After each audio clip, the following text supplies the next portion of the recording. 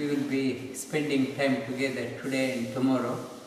We'll be doing about 15 hours of yoga today and tomorrow, spending time and inner journey. And tomorrow, now whatever is your frame of your mind, record that one. And tomorrow after lunch, I request everyone to share your experience, so that you are your own judge. You can share your experience.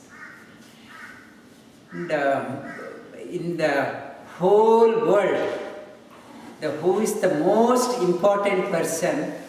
The most important person is I. In the whole world, for you, the most important person is you. Everything can wait. In the aeroplane also, when we are coming, they are announcing, in case of emergency, put on the oxygen mask onto yourself first, before helping others. If I don't put on my mask, try to help others, there may be 2 casualties. To avoid that one, so it says in the aeroplane also, look after yourself first. And in the family also, the most important person is I. I have to be healthy. If I can't look after myself, I can't add any value to my family. I can't contribute to the community. If I want to be of use for others, I have to be healthy. The most important person is I. And I is living for myself is good. I have to look after myself. But when it comes to the family, I have to sacrifice my personal comforts for the benefit of my my family. When it comes to the community, I should not always sink myself in I and my family. I should forego the comforts of my family for the community. When it comes to the nation, I have to forego the interests of the community for the nation. When it comes to the world, I should not be so pedantic saying that I and my country. I should extend beyond, forego the interest of the country for the well-being of everyone. And if I start living for myself alone, I, it is called as, I stands for illness. Self-centered person. I may not be taking any medication, I may not be going to any doctors, but in the scripture says, those who live for themselves, not adding any value to the community, they are called as ill person. And when I extend myself for the sake of others, I to we stands for wellness. Illness to wellness is a journey from I to we. If I have to be healthy, if I want to draw more energy upon myself, I should not confine myself living for myself or my own family. Extend, reach out. And as Swamiji was mentioning in his meditation also, feel the awareness, your consciousness expanding. How it is expanding, not just sitting, it is expanding and still doing my own selfish one. You connect with others. Reach out, help out wherever you can. You see how your consciousness is expanding. It's a yoga. Yoga is nothing but a journey from I to we, journey from illness to wellness. And illness means one dimension is living for myself, and generally another one, the applications of yoga.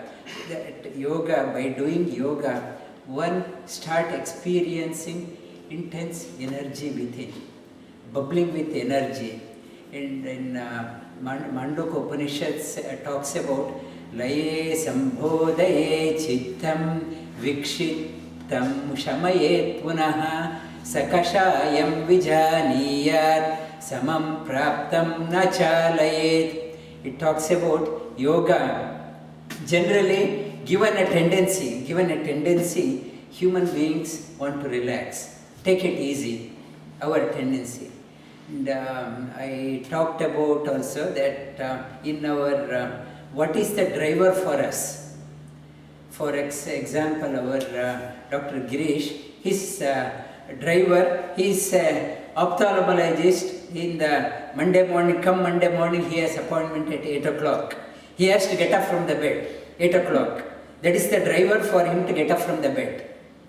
For some of us, and we have to be at work at 8:30. That is the driver. Driver is there for 5 days a week, Monday to Friday. For 2 days, Saturday and Sunday, no appointments, no driver. Why get up so early? Relax. Take it easy. Take it easy. It's take it easy. Generally, people and Saturday and Sunday, it is about 1/3 of our life. And many people on the weekends, they take it easy. Many people after retiring, they say, why get up at 4 o'clock? What is there to do so much? We have plenty of time. Why don't we get up at 7 o'clock, 8 o'clock? Now we are working people, many people after retiring, there is no motivation to get up. In the 7 days, 2 days, there is no driver for working class. And in a year, including holidays, about 250 days there is a driver, another 115 days there is no motivation for us to get up from the life. And laziness.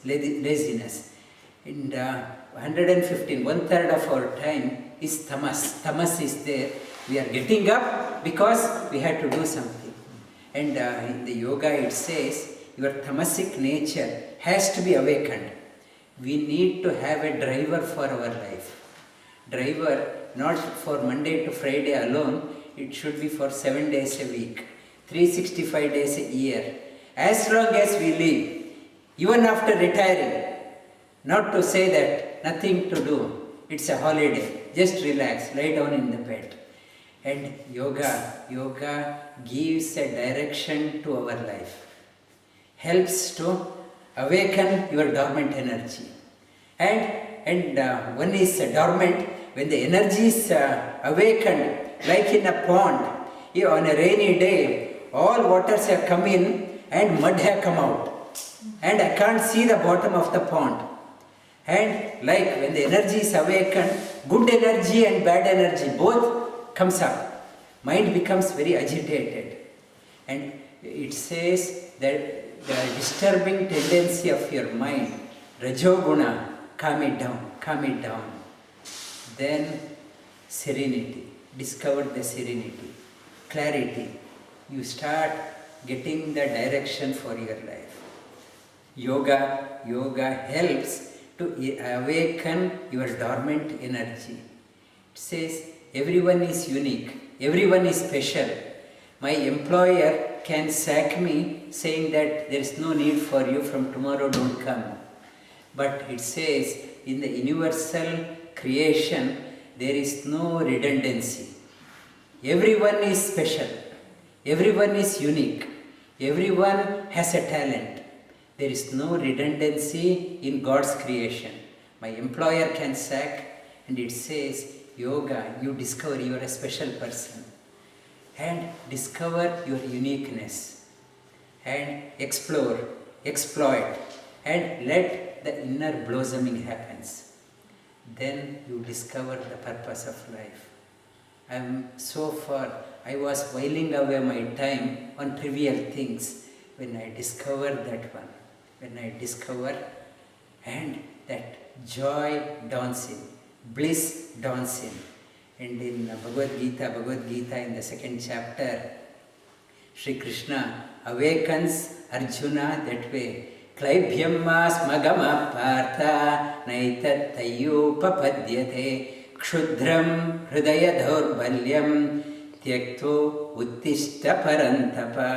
You have been sleeping so far in your life. You are wasting your time. Don't become a it's a lazy person, lethargy person, like a weak person. Roll up your sleeve, get up and achieve great things in your life. You are not an ordinary person, there is an extraordinary potential. Don't condemn yourself. Don't put down on yourself. I don't know Sanskrit, I haven't studied the scriptures, I don't know anything. That when the energy awakens, everything path opens. And it says that yoga helps in realizing the purpose. For purpose, we need a health. Health is wealth. If I am falling sick often, always going to the doctors, there is no joy. I am shunting from one hospital to another, one specialist to another specialist. So much of time is wasted. Health is wealth. This framework, we need a strong framework. If framework itself is not strong, if I am falling sick often, no practice can happen. For that, yoga says, strengthen this framework. You need a strong framework. This framework should be strong and flexible, and you are not falling sick often. And this is called as Annamaya Kosha. Not only the physical body, your breath. Manage your breath. Breath has become very erratic. Calm your breathing. Relax your breathing. Because breath is a link between the body and the mind. When the breathing has become calm and serene, your mind is calm and serene. And not only the mind becoming calm, and beyond that one, Manomaya Kosha, Vijnanamaya Kosha, able to analyze, buddhi, memory power. Memory power should be strong. We evolve based on our memory. Past memory, based on the memory, we grow. We need to have good memory. Yoga helps in strengthening that one. And Anandamaya Kosha. And whatever we do in our life, we get married, reason, bottom line, I want to be happy. I work, why? Bottom line, I want to be happy. I will have children, why? Bottom line, I want to be happy. I come to this Vedanta center, why? I want to be happy.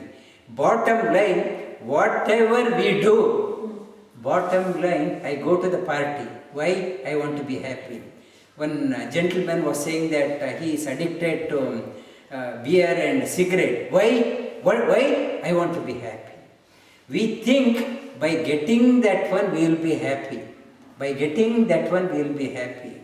But soon we realize, I thought this will give me happiness.